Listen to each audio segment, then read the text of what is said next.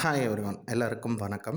இப்போ தமிழக தேர்தல் சூடு பிடிக்கிற நிலைமையில பிரதான கட்சிகளாக பார்த்திங்கன்னா, உங்களுக்கு ஏடிஎம்கேவும், டிஎம்கேவும் இருக்காங்க. ஏடிஎம்கே ஓரளவுக்கு பிஜேபிக்கு ஒரு 27 சீட்டு, பாமகக்கு ஒரு 18 சீட்டு, அமமுகக்கு ஒரு 11 சீட்டுங்கிற மாரி அவங்க ஸ்டார்ட் பண்ணிட்டாங்க. அந்த பக்கம் பார்த்திங்கன்னா, டிஎம்கேவோட எக்கச்சக்கமான கட்சிகள் உள்ளே இருக்கு. அப்படி இருக்க விசிகா கட்சிக்கும் அவங்க கேட்ட ஒரு தொகுதிகள் அதாவது அவங்க கேட்ட எண்ணிக்கையில் தொகுதி தரல. அதுவும் அவங்களுக்கு ஒரு அதிருப்தியாக இருக்குது. அதே சமயம் மதிமுகவும் அந்த நிலைமை தான். இப்போ இந்த லிஸ்ட்டில் பெரிய ட்விஸ்ட் என்ன அப்படின்னு பார்த்தீங்கன்னா, மக்கள் நீதி மையம் தான். அதாவது கமலஹாசனை ஒரு எம்பியா டிஎம்கே சார்பில் அமிச்சாங்க. அவரோட அந்த ஃபஸ்ட்டு ஸ்பீச்சுங்கிறது எல்லாரையுமே நிறைய பேர்த்த கதிகலங்க வச்சிச்சு. இப்போ அடுத்து இவர் சட்டமன்ற தேர்தலில் ஏதாவது ஒரு சூப்பராக பண்ணுவார் அப்படின்னு எதிர்பார்த்த அந்த நேரத்தில் கமல் சாரோட ஒரு ஸ்டேட்மெண்ட் டிஎம்கேவும் கமலும் பேச்சுவார்த்தை பண்ணி, அதாவது மக்கள் நீதி மையம் அதாவது சட்டமன்ற தேர்தலில் போட்டியிடலை, ஆனால் திமுகவுக்கு ஆதரவு அப்படின்னு சொல்லியிருக்காரு.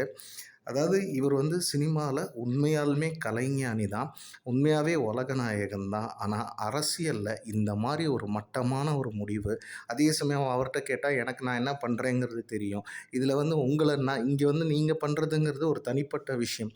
ஆனால் இங்கே இந்த மாதிரி நீங்கள் ஒரு முடிவு எடுக்கும்போது பாதிக்கப்படுறது என்னமோ உங்களை நம்பி வந்த கட்சி தொண்டர்கள் தான். அதே சமயம் எல்லா கட்சி தொண்டர்களுக்குமே பார்த்திங்கன்னா ஒரு எண்ணம் என்னென்னா, அட்லீஸ்ட் ஒரு 2-3 தொகுதியிலையாவது மக்கள் நீதி மையம்ங்கிறது அந்த டார்ச் லைட்டுங்கிறது அடிச்சிடாதா அப்படிங்கிற மாதிரி ஒரு எண்ணம் இருந்துச்சு. இன்றைக்கி அது எல்லாத்தையும் நீங்கள் தவிடுபொடியாக்குற மாதிரி ஒரு முக்கிய முடிவை நீங்கள் எடுத்திருக்கீங்க. இதுக்கு நீங்கள் அந்த எம்பி பதவி தான் உங்களுக்கு டிஎம்கேவோட வேணும்னா, நீங்கள் நடிகராக இருந்தப்பயே நீங்கள் இது பண்ணியிருந்தீங்கன்னா, உங்களை கௌரவ எம்பியாக கூட ஆக்கியிருப்பாங்க. இது எதுக்கு நீங்கள் இந்த மாதிரி ஒரு ஸ்டாண்ட் எடுக்கிறீங்க?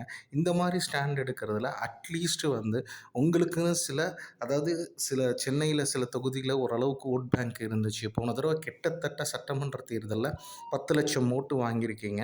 இன்னொன்று சொல்கிறதுங்கும்போது இப்போ தேமுதிக கட்சிலாம் வந்திருக்கு. அவங்களுக்கெல்லாம் சீட்டு கொடுக்கும்போது போன சட்டமன்ற தேர்தலில் மக்கள் நீதி மையத்தை விட அவங்க கம்மியாக தான் வாங்கினாங்க. அவங்க அப்போ டிமாண்ட் பண்ணும்போது நீங்கள் ஒரு தலைவராக ஏன் டிமாண்ட் பண்ணாமல் இருக்கீங்க? நீங்கள் உங்களுக்காக டிமாண்ட் பண்ண வேண்டாம்.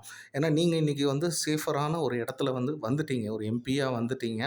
உங்களுக்குன்னு சினிமா வியாபாரம் இருக்குது. அதாவது அரசியல் வேறு, சினிமா வேறுன்னு சொல்லிட்டு அங்கேயே நீங்கள் திருப்பி திருப்பி இது பண்ணுவீங்க. அதே சமயம் நீங்கள் கட்சி ஆரம்பித்தப்போ எந்த விஷயத்தை நோக்கி ஆரம்பிச்சிங்க? அதாவது இது 2த்துக்குமே மாற்று அப்படிங்கிறத ஆரம்பிச்சிங்க.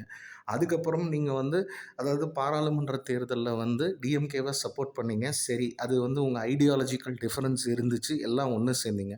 ஆனால் நீங்கள் அதை செஞ்சதுக்கு அட்லீஸ்ட் டிஎம்கே மனசு வச்சு ஒரு 2 சீட்டாவது தரணுங்கும்போது இது அந்த கட்சி என்னங்கிறது காட்டுது. அந்த கட்சி என்ன, எப்படி ஒருத்தன் உதவி செஞ்சானோ அவனை எப்படி கழட்டணும்னு தெரியுது.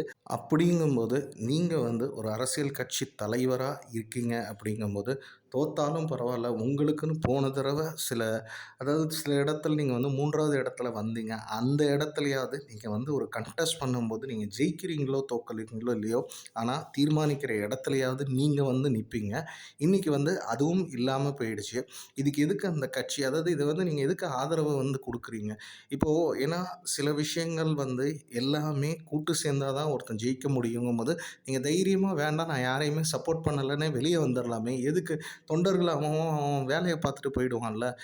நீங்கள் அரசியல் வாழ்க்கையில் செட்டில் ஆகிட்டீங்க. ஆனால் உங்களை நம்பி இருக்கிறவங்க நாங்கள் செட்டில் ஆகணும்னு சொல்ல, அட்லீஸ்ட் அதாவது உங்களுக்காக வந்த தொண்டர் என்ன, ஏதாவது ஒரு தொகுதியிலையாவது நம்ம ஜெயிச்சிருவோமா, நின்ற மாட்டோமான்னு இருக்கிற எல்லாத்தையும் நீங்கள் குழி தோண்டி புதைச்சிட்டிங்க. அதாவது முன்னாடிலாம் ஒரு சின்ன விஷயம் சொல்லுவாங்க. அதாவது நீங்கள் திரைப்படம் எடுக்கும்போது அதெல்லாம் காலம் தாண்டி எடுத்து விட்டார் அப்படிம்பாங்க. ஆனால் உண்மையாக திரைப்படம் நீங்கள் காலம் தாண்டி உங்களை புரிஞ்சுக்கிட்டாங்க, அதெல்லாம் இல்லைன்னு சொல்ல. அரசியலில் காலம் தாண்டி உங்களை திரும்பி பார்த்தா, அதாவது ஏமாற்றம், அவமானம் மட்டும்தான் உங்களை நம்பி வந்தவங்களுக்கு நீங்கள் கொடுத்துருக்கீங்க. அரசியல் ஒருத்தனை எப்படி மாற்றுங்கிறதுக்கு ஒரு உதாரணமாக இருக்கீங்க. இது வேணால் காலம் தாண்டி நிச்சயம் சொல்லப்படும். அந்த மாதிரி தான் நீங்கள் எடுக்கிற முடிவு இருக்குது. நம்பி இருக்கிற தொண்டர்களை கொஞ்சம் யோசிங்க. இப்பயும் காலம் தாழ்ந்து போல் நீங்கள் ஏதாவது கேட்டு உங்களை நம்பி வந்த தொண்டர்களுக்காகவாவது ஏதாவது பண்ணுங்க. அதாவது உங்களோட அதாவது நிச்சயம் சொல்றேன், உங்களோட ஐடியாலஜி எல்லாருக்குமே பிடிக்கும். ஆனா, இந்த மாரிலாம் வந்து ஒரு ஸ்டாண்ட் எடுத்து அதாவது நீங்க போனீங்க முதல்ல ஒரு எம்பியா போனீங்க. அங்கேயே அப்படியே விசுவாசமா இருந்தீங்க. எதுக்கு நீங்க விசுவாசமா இருந்துட்டு அதோட போங்க. எதுக்கு எல்லாரையும் வந்து விசுவாசமா இருக்கணும்? அதுக்கு வந்து வேலை பார்க்கறதுங்கிறது வந்து தேவையில்லாத வேலை.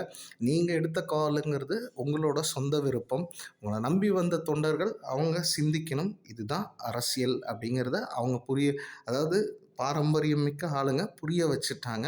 இனியும் புரியாம சிலர் பின்னாடி போக்கூடாதுங்கிறதுக்கு ஒரு சரியான ஒரு உதாரணகர்த்தாவா நீங்க மாறிட்டீங்க. வாழ்த்துக்கள். மக்கள் இனியும் நிச்சயம் வந்து இதெல்லாம் பார்க்கும்போது மக்கள் வந்து முட்டாளாக இருக்க மாட்டாங்க. உங்களுக்கான இடத்த நீங்க வந்து அரசியல்ல சரியா தக்க வச்சுக்கல. நீங்க பெட்டர் சினிமாலயே நடிங்க. அது வந்து கலைத்துறைக்காவது ஏதோ நீங்க வந்து பயனா இருங்க. அரசியலில் நீங்க வந்து எழுச்சி என்று எண்ணிய எல்லாருக்கும் நீங்கள் ஒரு வீழ்ச்சி என்பதுக்கு முன்னுதாரணமா இருக்கீங்க. வாழ்க வளமுடன்.